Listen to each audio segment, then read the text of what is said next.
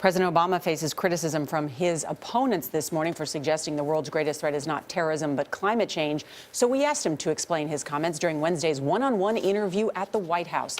It is his first interview since returning from the Paris climate talks.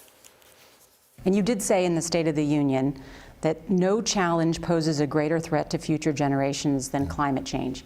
Do you mean that it's a greater threat than terrorism? What I mean by that is that we're going to get ISIL. They will be defeated. There will be ongoing efforts to disrupt the world order from terrorists, from rogue states, from cyber attacks. There's always some bad people out there trying to do bad things, and we have to be vigilant in going after them. But if you start seeing the oceans rise by 5, 6, 7 feet, if you see major shifts in weather patterns so that what have been previously bread baskets to the world suddenly can no longer grow food, then you're seeing the kind of crisis that we can't deal with through the deployment of the Marines. We can't deal with it through throwing money at it. What we know is that as human beings are placed under strain, then bad things happen.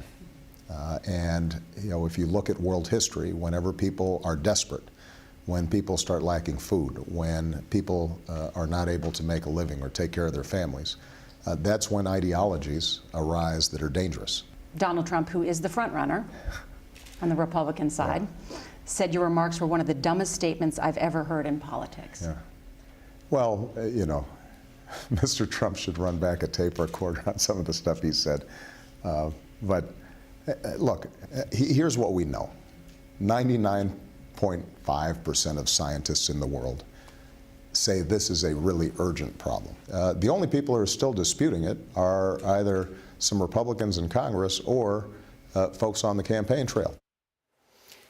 This is part of the debate because the president has a view there along with 190 world leaders. The Republican Party is debating a different view, and I think it's going to continue to play itself out in this campaign. Yeah. I thought that was an interesting analogy he made because so many people do not believe that this is a crisis that all the experts say that it is. Yeah, our polling suggests, however, though, that almost 2/3 do believe that climate change deserves action. Okay. We're going to have more of our conversation in the next hour. We're going to talk about his fight to make a deal with the world to limit global warming. That story is ahead.